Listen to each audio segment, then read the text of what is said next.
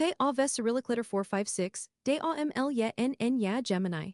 The rain was lashing against the floor-to-ceiling windows of our modest downtown apartment, the day my entire world fractured into a million jagged pieces. I remember the exact smell of the room, a cloying mixture of my cheap vanilla candle and the overpowering, expensive Tom Ford cologne Mark had started wearing a month prior. I also remember the exact moment I realized my marriage was nothing more than a hollowed-out shell, propped up by my own blind devotion and his convenient need for a maid who paid half the rent. I was 27 at the time. Mark was 30. We had been married for 3 years, together for 6. I thought we were building a life, laying the foundation brick by brick. I was running a small, struggling custom stationery and branding design business out of our spare bedroom. It barely made enough to cover my share of the groceries, but I was passionate. I poured my soul into every logo, every premium cardstock wedding invitation, every hand-lettered envelope. Mark, on the other hand, was a mid-level sales manager at a corporate software firm, though he walked around with the inflated ego of a Wall Street titan. "I'm leaving, Clara," he said. The words didn't come with a stutter or a tear. They were delivered with the casual, detached coldness of someone ordering a coffee. I looked up from my laptop, my eyes burning from staring at Adobe Illustrator for 9 straight hours. I remember adjusting my oversized, thick-rimmed glasses and pulling my messy bun tighter, convinced I had misheard him. "What, are you going to the store? Can you pick up some oat milk?" He sighed, a heavy, dramatic expulsion of air that was meant to convey just how exhausting my very existence was to him. He was standing by the door, a sleek leather duffel bag slung over his shoulder. "No, Clara, I'm leaving you," he clarified, his lips curling into a slight sneer. "I'm moving out. The divorce papers will be sent to you by the end of the week." The air in the room evaporated. My heart slammed against my ribs, a trapped bird panicking in a cage. I stood up, my knees trembling so violently I had to grip the edge of my work desk. "Mark, what are you talking about? Did something happen? Is this a joke?" "Look at yourself," he said, his eyes scanning me from head to toe. The disgust in his gaze was palpable, a physical weight that pressed down on my shoulders. "Just look at you, Clara. You're wearing sweatpants with a bleach stain on the thigh. Your hair looks like a bird's nest. You haven't worn makeup in months. You look like a tired, depressed librarian." I swallowed hard, the lump in my throat feeling like a golf ball. I've been working my business." "Your business is a joke?" he snapped, his voice echoing off the bare walls. "It's a glorified scrapbooking hobby. You sit in this apartment all day, playing with paper and markers, while I'm out in the real world busting my ass. I need a partner, Clara, an equal, someone who actually cares about their appearance, about status, about building a real future. I need someone glamorous, and you are just so unbelievably boring." Before I could even process the sheer cruelty of his words, my phone buzzed on the desk. A notification from Instagram. The lock screen lit up with a post from our mutual friend, David. It was a photo of a group of people at a high-end rooftop bar. Right in the center, looking like he had won the lottery, was Mark. And wrapped tightly around his arm, pressing her cheek against his, was a stunning, impossibly thin, blonde woman. I recognized her instantly. Chloe. She was 22, an aspiring Instagram model who worked the front desk at Mark's office building. I looked from the screen to Mark, the blood drained from my face. "You're leaving me for the receptionist?" Mark bristled, his ego immediately flaring up. "Chloe is a brand ambassador and a model, Clara. She has ambition, she has drive. She takes care of herself. When I walk into a room with her, people notice. When I walk into a room with you, people ask if you're my accountant. I'm sorry, but I deserve better. I deserve to be with someone who matches my energy." He didn't wait for my response. He simply turned on his heel, opened the door, and walked out. A few seconds later, I heard the distinct beep of a car horn from the street below. I dragged my heavy, shaking legs to the window and looked down. Chloe was idling in her leased BMW, honking for him to hurry up. He tossed his bag in the back, slid into the passenger seat, leaned over, and kissed her. Then, they drove away. Just like that, 6 years of my life were discarded like a piece of trash. The next 6 months were a dark, suffocating blur. True to his word, Mark filed for divorce. He was ruthless, fighting me for every piece of furniture, every dollar in our joint savings, even the espresso machine. But the loss of my marriage wasn't even the most devastating part. It was the social exile that followed. Mark and I shared a tight-knit group of about 10 friends. We hosted game nights, went on group vacations, and celebrated birthdays together. I thought these people were my family. But when the split happened, Mark controlled the narrative. He painted himself as the long-suffering husband who had finally broken free from a dead-end, unsupportive, frumpy wife to find his true soulmate. Because Mark had the high-paying corporate job, the charisma, and now, the gorgeous young model girlfriend who could get them into VIP clubs, the friend group made their choice. One by one, they stopped texting me back. My calls went straight to voicemail. Then came the social media purge. I watched through my phone screen as my friends posted pictures from yacht parties, exclusive dinners, and weekend getaways in Miami, all funded by Mark, with Chloe front and center, wearing designer bikinis and pouting for the camera. The betrayal culminated on my 28th birthday. Not a single one of them reached out. Instead, Jessica, a woman I had once considered my best friend, posted a picture of herself, Mark, and Chloe doing tequila shots. The caption read, "Surrounding yourself with winners only, out with the boring, in with the glamorous, sparkles clinking." I sat on the floor of my empty, dark apartment, the apartment I was now struggling to afford on my own, and I shattered. I cried until my eyes were swollen shut. I cried for my lost love, my lost friends, and the pathetic, invisible woman I had allowed myself to become. I looked in the mirror and saw what Mark saw. Pale skin, dark circles under my eyes, shapeless clothes, a defeated posture. I was a ghost haunting my own life. But somewhere in the depths of that absolute rock bottom, a tiny, hot spark of rage ignited. It started small, just a flicker of defiance against the overwhelming darkness. Mark thought I was boring. He thought I was ugly. He thought my business was a joke. He had taken my self-esteem, my friends, and my financial stability, leaving me with absolutely nothing. And when you have nothing left to lose, you become incredibly dangerous. I wiped my face, splashed freezing water on my eyes, and walked over to my desk. I opened my laptop. I didn't open Instagram. I didn't look at their pictures anymore. I opened my business ledger. I decided that night that I was going to disappear. I was going to fade into the background, just like they wanted. But in the shadows, I was going to build an empire. The transformation didn't happen overnight. It was a grueling, agonizing, slow burn that required every ounce of my willpower. First, I completely overhauled my business. Clara's Custom Cards was dead. I rebranded myself as Lumina Creative. I stopped selling $20 wedding invitations to indecisive brides and pivoted entirely to high-end, luxury corporate branding. I spent 18 hours a day teaching myself advanced market psychology, studying the branding of Fortune 500 companies, and building a breathtaking portfolio. I cold emailed hundreds of executives. I faced rejection after rejection, but I was relentless. I had the fire of a woman who had been told she was worthless, and I refused to let that be my legacy. 6 months after the divorce was finalized, I landed my first major client. A boutique luxury hotel chain looking for a complete rebrand. I poured my literal blood, sweat, and tears into that project. I didn't sleep.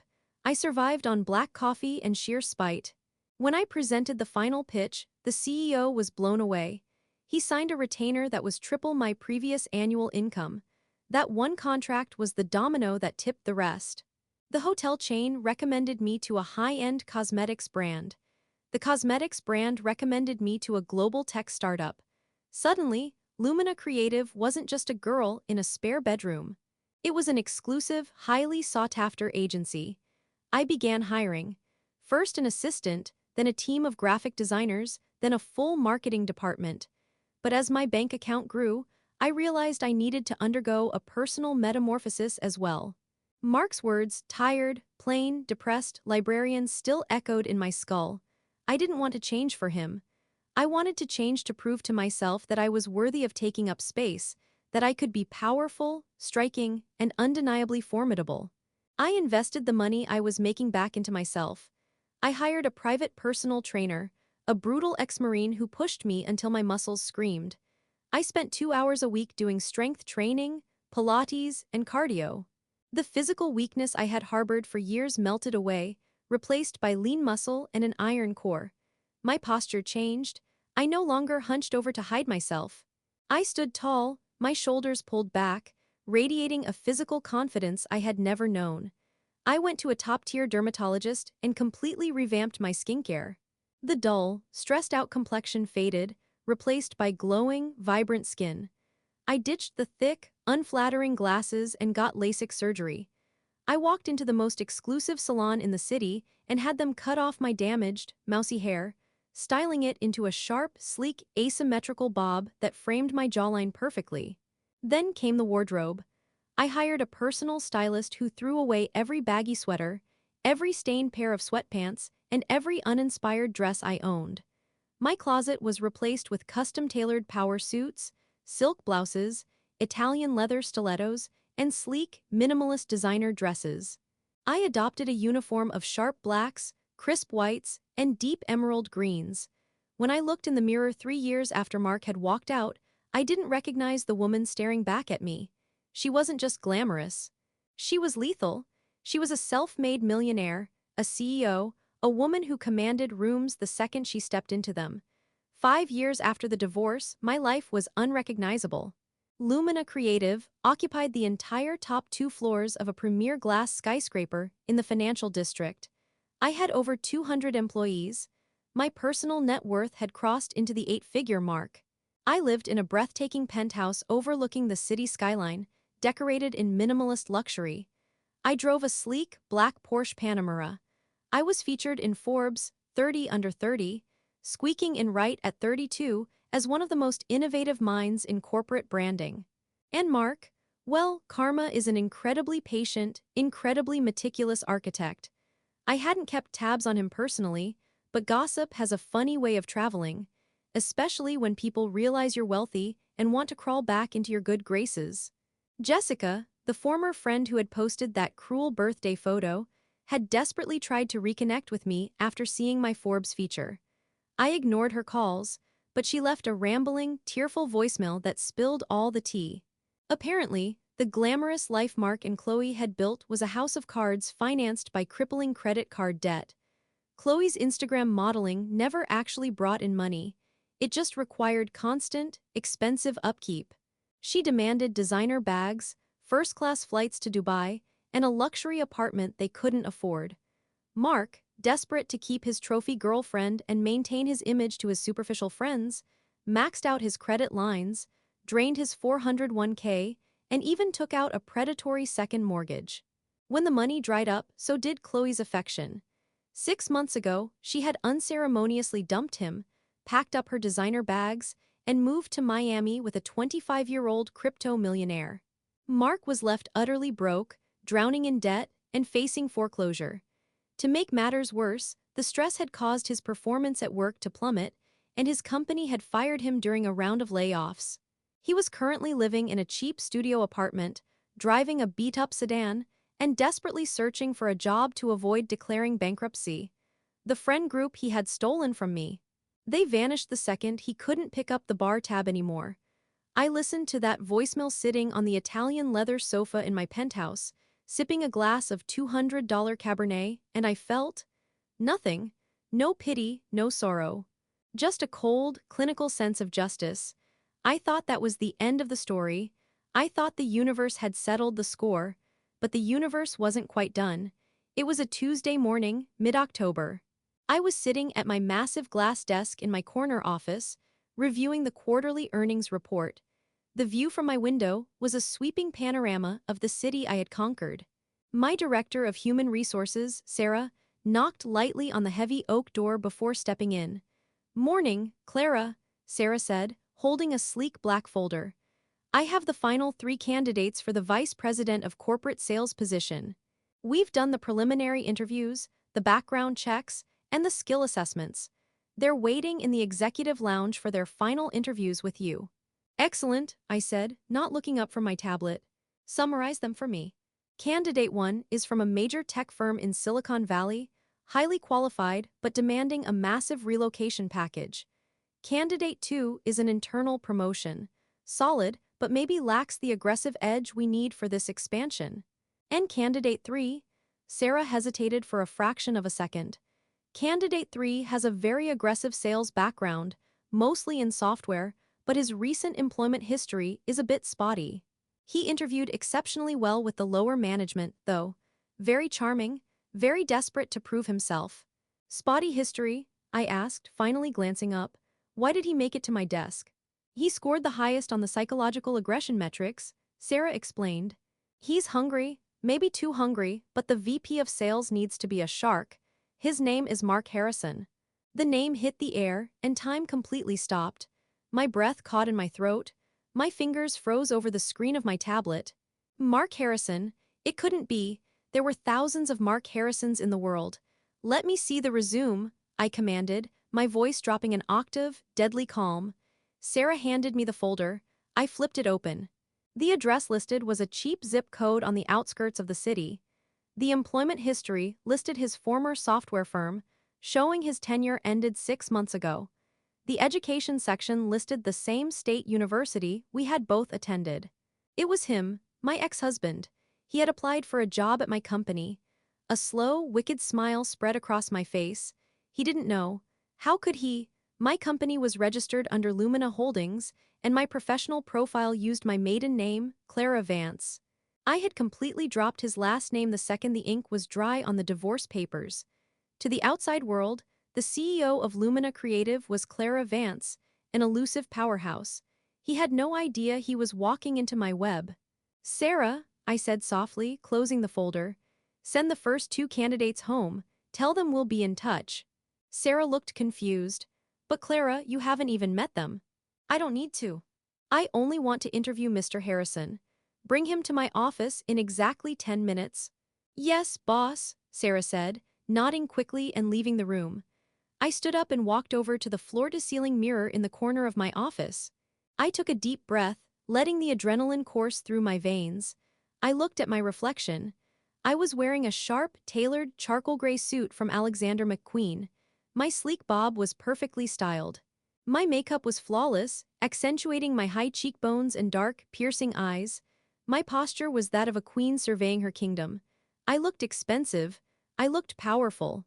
I looked utterly unrecognizable from the broken, weeping girl in the sweatpants he had abandoned 5 years ago. I walked back to my desk and turned my massive, high-backed leather chair around so it was facing the window, my back to the door.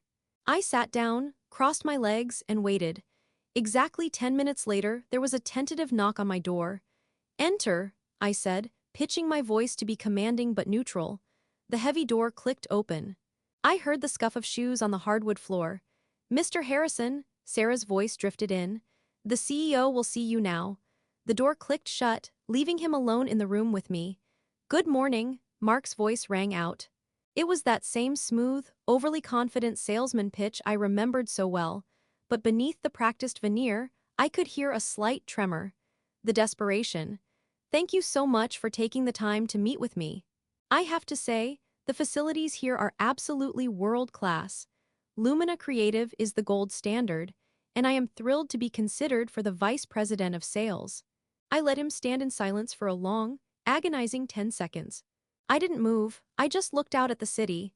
You have a very impressive resume, Mr. Harrison, I said softly, still facing the window. Thank you, ma'am, he replied eagerly, clearly taking the bait. I pride myself on my aggressive networking and my ability to close deals. I believe that a company's success is entirely dependent on its image, its glamour, and the people who represent it. I'm not just a salesman. I'm a brand ambassador. Glamour, he still used that word. It made me want to laugh out loud. Is that so? I murmured. You value glamour. Absolutely, Mark said, his confidence growing, thinking he had found a shared philosophy. In this industry, you have to look the part. You can't be boring. You can't be plain. You have to surround yourself with winners. The echoes of his cruelty, of Jessica's Instagram post, filled the room. The setup was too perfect. It was a masterpiece of poetic justice. I couldn't agree more, Mark, I said. I slowly spun my leather chair around to face him. Mark was standing about 10 feet away from my desk. He was wearing a navy suit that was a few seasons out of date and looked slightly too large for him. as if he had lost a significant amount of weight recently. His hair, once thick and perfectly styled, was thinning and peppered with gray. There were deep, dark bags under his eyes, and his posture was slightly hunched, the posture of a man who had been beaten down by life. When his eyes met mine, the psychological collapse was instantaneous. It was like watching a building being demolished in slow motion. First, confusion washed over his face. He blinked rapidly, his brain struggling to process the visual information. He recognized the eyes, the facial structure, but the packaging was entirely alien to him. Then, recognition hit. The color violently drained from his face, leaving him looking like a corpse. His jaw went slack. His hands, which had been confidently resting at his sides, began to shake visibly. "See, Clara?" he whispered, his voice cracking, entirely devoid of the salesman bravado. He took a stumbling half-step backward, as if he had just seen a ghost. I didn't smile. I didn't scowl. I kept my face an impenetrable mask of absolute authority. I leaned forward, resting my elbows on the glass desk and interlaced my fingers. "Hello, Mark, please have a seat." I gestured to the leather chair opposite my desk. He didn't move. He literally couldn't move. He stared at me, his eyes darting frantically around the massive, opulent office, taking in the original modern art on the walls, the sweeping view of the city, and finally, back to me, the woman he had discarded like garbage, now sitting on a throne of wealth and power he could only dream of. This is your company," he stammered, his chest heaving as he struggled to breathe. You're Clara Vance, the CEO. "Lumina Creative." "Yes," I said calmly. "Though, when you last saw it, I believe you called it a glorified scrapbooking hobby, taking up space in the spare bedroom." Mark swayed on his feet. He reached out and gripped the back of the visitor's chair to steady himself. "Clara. My God, you look. Glamorous," I provided, arching a perfectly sculpted eyebrow. "I believe that was the prerequisite you required for a partner, someone who wasn't plain. Someone who wasn't a tired, depressed librarian." Every word I threw back at him was a knife, expertly placed. He physically flinched with each syllable. He swallowed hard, a pathetic, desperate sound in the quiet office. "Clara, please," he managed to squeak out, finally collapsing into the chair. He looked like a deflated balloon. All the arrogance, all the superiority he had lorded over me for years had vanished. I had no idea. "I didn't know this was your company. I know you didn't, Mark. If you had, you wouldn't have dared to walk through those doors," I said, leaning back in my chair and studying him like a bug under a microscope. "Let's review your resume, shall we?" I picked up the black folder and opened it. "It says here you were an associate director at your last firm, but my HR department noted you were let go 6 months ago. Was it a reduction in force, Mark? Or was it because your personal life was collapsing so spectacularly that you couldn't hit your quotas? I hear living beyond your means to fund an Instagram model's lifestyle can be quite distracting." Mark's head snapped up, his eyes wide with horror. You know about Chloe. "I'm a CEO, Mark. It's my job to know everything," I lied smoothly, omitting the part about Jessica's tearful voicemail. "I know she drained your accounts. I know she forced you to take out a second mortgage. I know she left you for someone younger and richer the second the well ran dry. And I know you are currently drowning in debt, desperately begging for a job from the very woman you threw away." Tears actually welled up in Mark's eyes. It was pathetic. "Clara, you have to understand, I was stupid, I was blind. I made the biggest mistake of my life leaving you. You're incredible, what you've built here. It's amazing, I've grown, I've changed, I swear. We could be a great team again." The audacity, the absolute, unmitigated audacity of this man. I felt a laugh bubbling up in my chest, and I didn't try to stop it. I laughed, a cold, sharp, genuinely amused sound that echoed off the glass walls. "A team?" I repeated, wiping a tear of mirth from my eye. "Mark, you are delusional. We were never a team. I was your maid, your punching bag, and your ego booster. The only reason you're sitting here groveling is because you're broke and I'm rich." "That's not true," he pleaded, leaning forward, his hands clasped together in supplication.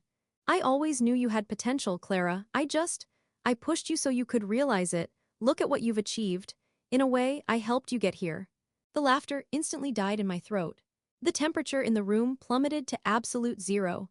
I stood up from my desk. The sheer force of my movement made Mark shrink back in his chair.